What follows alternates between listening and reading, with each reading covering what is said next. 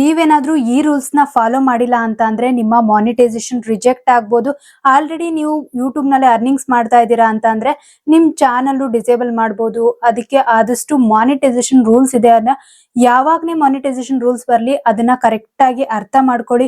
Monetisation rules, community guidelines ಇವೆಲ್ಲ ಬಂದಾಗ first ಅದನ್ನ ಚೆಕ್ ಮಾಡಿ, ಏನಿದೆ, ಯಾವ ರೂಲ್ಸ್ ಬಂದಿದೆ, ಏನ್ ಮಾಡ್ಬೇಕು, ಇದು ನಿಮ್ಗೆ ಅಪ್ಲಿಕೇಬಲ್ ಆಗುತ್ತಾ ಇಲ್ವಾ, ಏನಾದ್ರೂ ನಿಮ್ಗೆ ಅರ್ನಿಂಗ್ಸ್ ನಲ್ಲಿ ಏನಾದ್ರೂ ಪ್ರಾಬ್ಲಮ್ ಆಗುತ್ತಾ, ಅಮೌಂಟ್ ಏನಾದ್ರೂ ಕಡಿಮೆ ಬರುತ್ತಾ, ಇದನ್ನೆಲ್ಲ ನೀವು ತಿಳ್ಕೊಬೇಕು.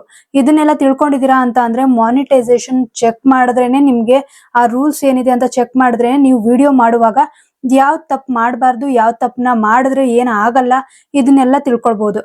ನೀವೇನಾದ್ರೂ ನನ್ನ ಚಾನಲ್ನ ಹೊಸದಾಗಿ ನೋಡ್ತಾ ಇದ್ದೀರಾ ಅಂತ ಅಂದ್ರೆ 2 ಬೈಟ್ಸ್ ಕನ್ನಡ ಚಾನಲ್ನ ಸಬ್ಸ್ಕ್ರೈಬ್ ಮಾಡೋದನ್ನ ಮರಿಬೇಡಿ.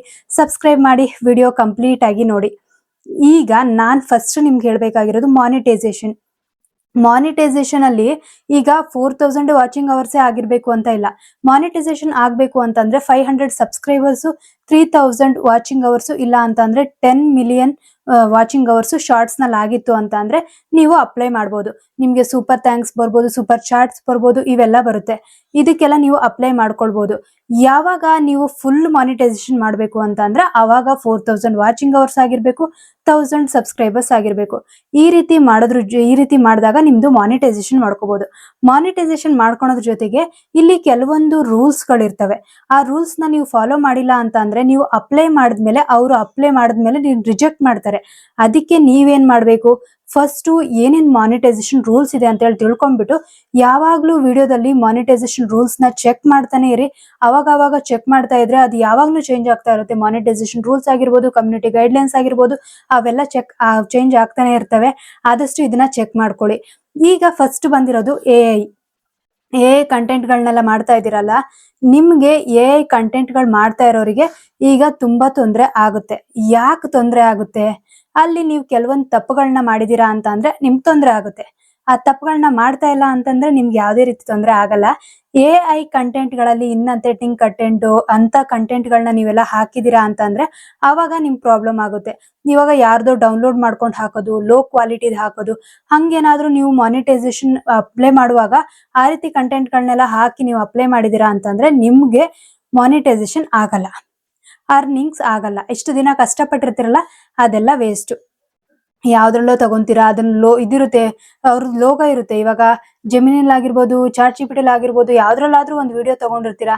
ಬೇರೆ ಯಾವ್ದೋ ಆಪ್ ಗಳಲ್ಲಿ, ಥರ್ಡ್ ಪಾರ್ಟಿ ಆಪ್ ಅಲ್ಲಿ ಏನಾದ್ರೂ ನೀವು ತಗೊಂಡಿರ್ತೀರಲ್ವಾ, ಅವಾಗ ಅದನ್ನ ನೀವು ಅಪ್ಲೋಡ್ ಮಾಡಿದೀರಾ ಅಂತಂದ್ರೆ ಅವಾಗ ನಿಮ್ಗೆ ಮಾನಿಟೈಸೇಷನ್ ಪ್ರಾಬ್ಲಮ್ ಆಗುತ್ತೆ.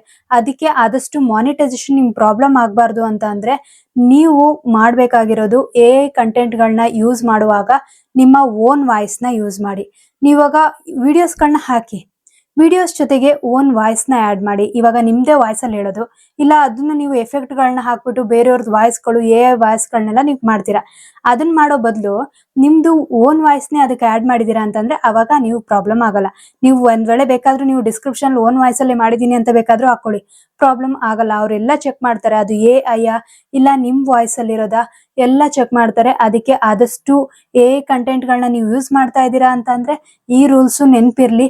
ಆದಷ್ಟು ಬೇರೆಯವ್ರದ್ದು ಡೌನ್ಲೋಡ್ ಮಾಡ್ಕೊಳೋದು, ಲೋ ಕ್ವಾಲಿಟಿದು ಅಂತದೆಲ್ಲ ಮಾಡೋದಕ್ಕೆ ಹೋಗ್ಬೇಡಿ. ಯೂಟ್ಯೂಬ್ ನಲ್ಲಿ ಯಾರೋ ಹಾಕಿರ್ತಾರೆ, ಇನ್ಸ್ಟಾಗ್ರಾಮ್ ಅಲ್ಲಿ ಯಾರೋ ಹಾಕಿರ್ತಾರೆ, ಅವ್ರದೆಲ್ಲ ಡೌನ್ಲೋಡ್ ಮಾಡಿ ಹಾಕೋದ್ರ ಬದಲು ಈ ರೀತಿ ನೀವೇ ಓನ್ ಕ್ರಿಯೇಟ್ ಮಾಡಿ ಓನ್ ವಾಯ್ಸ್ ನ ಕೊಡಿ. ವಾಯ್ಸ್ ಕೊಟ್ಟು ನೀವು ವಿಡಿಯೋಸ್ಗಳನ್ನ ಅಪ್ಲೋಡ್ ಮಾಡಿದೀರಾ ಅಂತಂದ್ರೆ ನಿಮ್ಗೆ ಯಾವುದೇ ರೀತಿಯಂತ ಪ್ರಾಬ್ಲಮ್ ಆಗಲ್ಲ, ಮಾನಿಟೈಸೇಷನ್ಗೂ ಪ್ರಾಬ್ಲಮ್ ಆಗಲ್ಲ. ಇದ್ರ ಜೊತೆಗೆ ಓನ್ ಕಂಟೆಂಟ್ ಗಳನ್ನ ಯಾರ್ಯಾರು ಮಾಡ್ತಾ ಇದೀರಲ್ವಾ ಅವರಿಗೆ ತುಂಬಾನೇ ಸೇಫ್. ನೀವು ಒರಿಜಿನಲ್ ವಾಯ್ಸ್ ಕೊಟ್ಟು ವಿಡಿಯೋಸ್ಗಳನ್ನ ಕ್ರಿಯೇಟ್ ಮಾಡಿ ಆ ರೀತಿ ಏನಾದ್ರು ಮಾಡ್ತಾ ಇದ್ದೀರಾ ಅಂತಂದ್ರೆ ಅವಾಗ ನಿಮ್ಗೆ ಅದ್ರಕ್ಕಿಂತ ಸೇಫ್ ಮೆಥಡ್ ಯಾವ್ದು ಇಲ್ಲ. ಯೂಟ್ಯೂಬ್ ಅಲ್ಲಿ ಒರಿಜಿನಲ್ ಕಂಟೆಂಟ್ ಗಳನ್ನ ಮಾಡೋರಿಗೆ ತುಂಬಾ ಬೇಗ ಮಾನಿಟೈಸೇಷನ್ ಆಗುತ್ತೆ. ಅದ್ರ ಜೊತೆಗೆ ನಿಮ್ಗೆ ಏನೇನ್ ಬೇಕು ಬೆನಿಫಿಟ್ಸ್ ಅವೆಲ್ಲ ಸಿಗುತ್ತೆ, ಅರ್ನಿಂಗ್ಸ್ ಚೆನ್ನಾಗುತ್ತೆ. ಅದಕ್ಕೆ ಆದಷ್ಟು ಒರಿಜಿನಲ್ ಕಂಟೆಂಟ್ ಗಳನ್ನ ಕ್ರಿಯೇಟ್ ಮಾಡಿ. AI ಕಂಟೆಂಟ್ ಗಳನ್ನ ಕ್ರಿಯೇಟ್ ಮಾಡ್ತಾ ಇದ್ದೀರಾ ಅಂತ ಅಂದ್ರೆ ನಿಮ್ದು ಓನ್ ವಾಯ್ಸ್ ಕೊಡೋದಕ್ಕೆ ಟ್ರೈ ಮಾಡಿ. ಇದಿಷ್ಟು ಈ ಮಾನಿಟೈಸೇಷನ್ ರೂಲ್ಸ್. ಈ ಮಾನಿಟೈಸೇಷನ್ ರೂಲ್ಸ್ ನ ತಿಳ್ಕೊಂಡಿದೀರಾ ಅಂತ ಅಂದ್ರೆ ನಿಮ್ಗೆ ಏನು ಪ್ರಾಬ್ಲಮ್ ಆಗಲ್ಲ. ಏನೇನ್ ಮಾಡ್ಬೇಕು, ಏನೇನ್ ಮಾಡಬಾರ್ದು ಎಲ್ಲ ಕಂಪ್ಲೀಟ್ ಆಗಿ ಹೇಳಿದೆ. ಈ ವಿಡಿಯೋ ನಿಮ್ಗೆ ಇಷ್ಟ ಆಗಿತ್ತು ಅಂತಂದ್ರೆ 2 ಬೈಟ್ಸ್ ಕನ್ನಡ ಚಾನಲ್ ನ ಸಬ್ಸ್ಕ್ರೈಬ್ ಮಾಡಿ, ಸಪೋರ್ಟ್ ಮಾಡೋದನ್ನ ಮರಿಬೇಡಿ. Thanks for watching. ನೆಕ್ಸ್ಟ್ ವಿಡಿಯೋದಲ್ಲಿ ಸಿಗೋಣ.